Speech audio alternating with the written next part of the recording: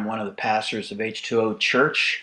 And in case you were watching me on Tuesday night and things ended rather abruptly, that was totally my bad. I actually went on and shared for several more minutes some really great content. You ever had a call drop and you didn't know it? That's actually what happened with me. So anyway, I apologize for that. I have a nickname here in my family of being techno guru.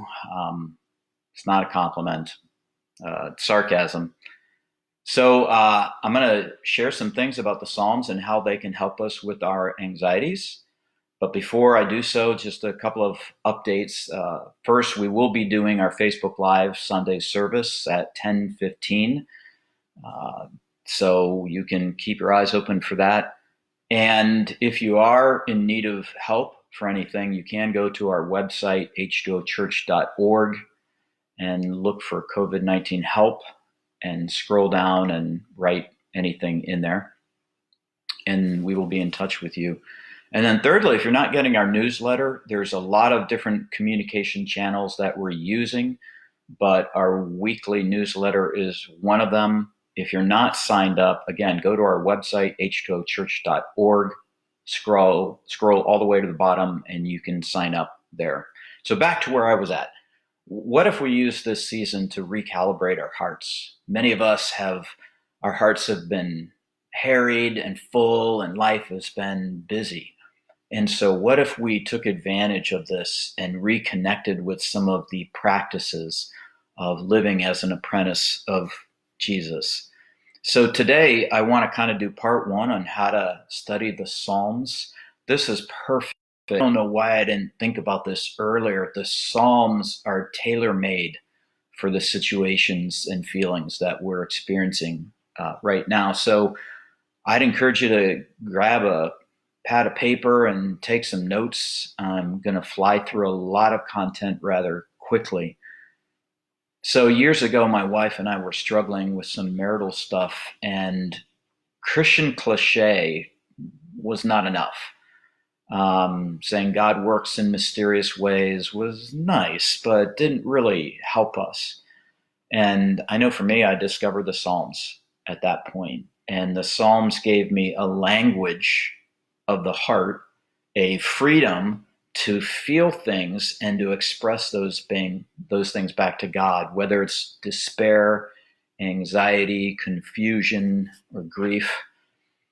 In some Christian circles, people tend to downplay emotion because they think it's opposing faith, which is not. And in our tribe, we want to move into those emotions and actually engage in those with God. So we need the Psalms, and that's why we have those. A friend of mine said this: I've learned a lot about God. I've learned a lot of theology. What I've not learned is how to move into God when I'm in a bad place. And that's what the Psalms can do for us. So the Psalms are things that we can pray back to God, like this, Psalm 3, verse 3. You, O Lord, are a shield about me. You're my glory. You're the lifter of my head. I pray that to God. God, you're the lifter of my head. Would you lift up my head right now? Psalm 23, verse 1. The Lord is my shepherd. I shall not want. God, you are my shepherd. I'm going to trust you. I have someone leading me. I have someone in control.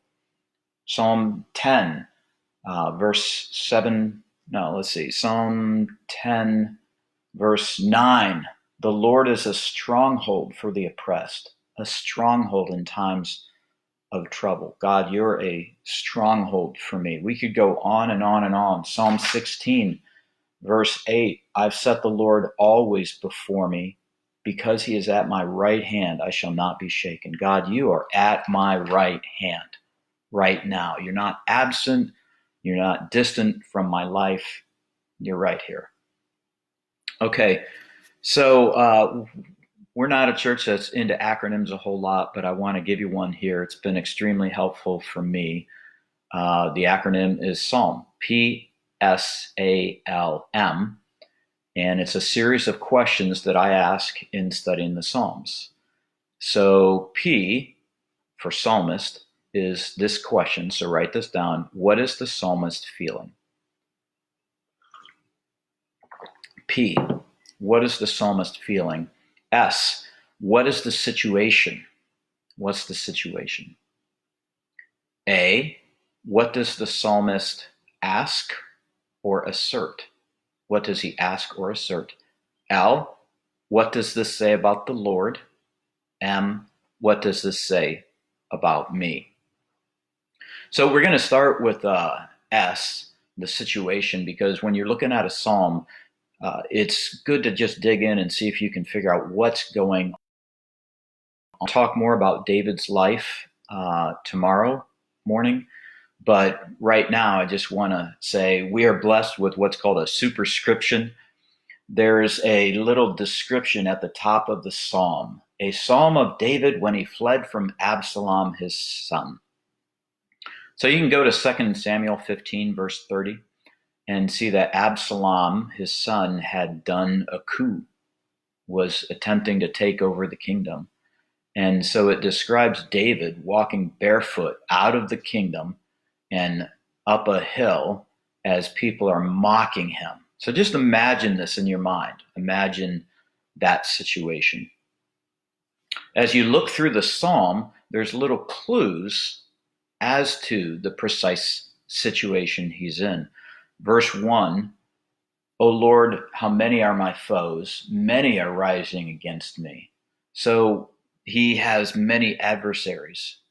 In verse 2, many are saying of my soul, there is no salvation for him in God. So he's being taunted. He's being mocked. In verse 6, I will not be afraid of many thousands of people who have set themselves against me all around. So that is either hyperbole. Is it literally thousands? Whether or not it is, it's a huge amount of people that are pursuing him, and he feels surrounded by his enemies. So that's the situation. So again, I would start with the situation, walk through the psalm, and see if it gives any clues to the situation he is in. So second, to go back up to P, psalmist, what is the psalmist feeling? And there's really no right or wrong here. If you're in touch with your heart, you're going to be able to dig more feelings out of the psalm.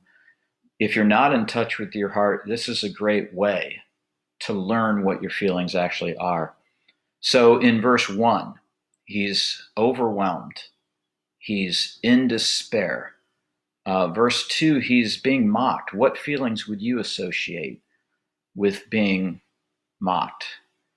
He says, many are saying of my soul. Now, there's a literary device here called synecdoche. It's hard to say, synecdoche. It's when one part represents the whole. And so David says, many are saying of my soul. Well, they're not actually saying it about David's soul. They're saying it about David. But the soul is the innermost part of him. So he's saying, they're saying this about me, but this is affecting me very deeply. So just knowing, and we'll explain literary devices as we go along, but that is called synecdoche, Synecdoche.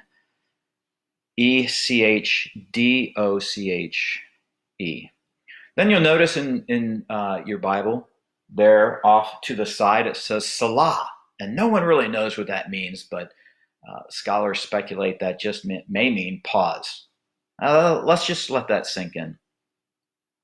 As you go through this psalm, verse 3, you, O Lord, are a shield about me, my glory, and the lifter of my head. If you're the lifter of my head, I'm discouraged. I'm discouraged. And I want to draw your attention to another literary device here that's really cool. It's very hard to say. Anthropomorphism, just like it sounds. But it's treating God as if he has human qualities. So here, David is saying God is like a dad that stoops over and lifts up the discouraged countenance of his son.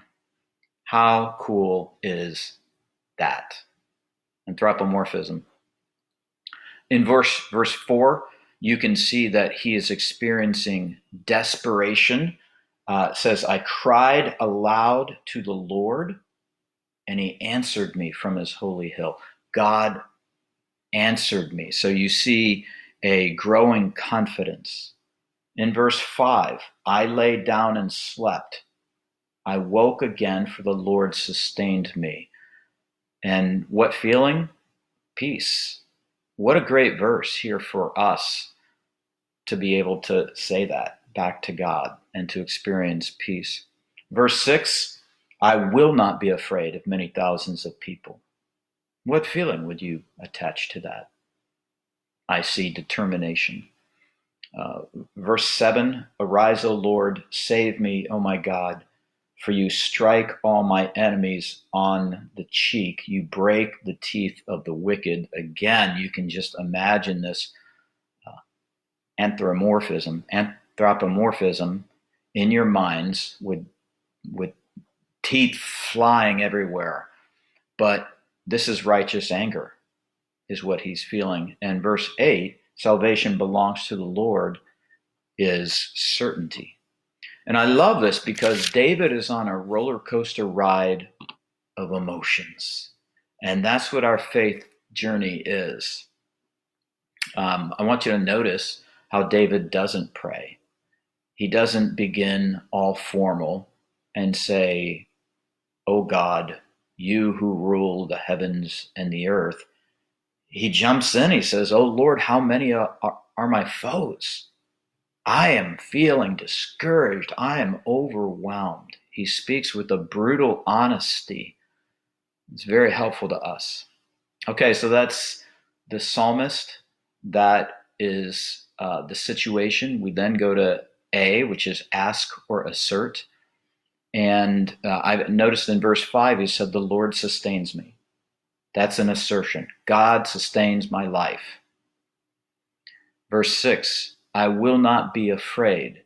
That's an assertion about himself, not about the Lord. I'm not going to give in to this. I'm not going to give in to this. We talked last Sunday about how fear and anxiety can distort our understanding of reality. They can take over the narrative we're telling ourselves, where we end up saying, I'm alone. And they hijack our emotions. Well, the Psalms give us a lot of assertions where the psalmist says, I will not be afraid. And that's not meant to shut down our emotions. That enables us to move through our emotions into faith. And then in verse 8, salvation belongs to the Lord. That's just a great truth statement. That's an assertion. Sometimes David asks for things, and sometimes he asserts things. So that's the psalmist. That's the situation. That's what he asks or asserts. The final two questions are L, what does this say about the Lord? And this is great. We could spend a lot of time here. I'm going to keep this to, I'm going to shut this down in just a minute. But if you look at verse 3, you, O Lord, are a shield about me. And you're a shield. What this says about the Lord is that God is surrounding your life right now. It also says that God is like a father stooping down to encourage you. God is for us. And then finally, M, what does this psalm say about me? And you just need to use your imagination here and think about this. My questions are, do I pray when I face hardship? Do I see God as a father stooping down to encourage me? Am I honest with my emotions? All right, y'all. I hope this was helpful to you. I'll be hitting this up again. We'll dig more into the Psalms and we'll talk about our anxieties and how to deal with them tomorrow. All right. See you then.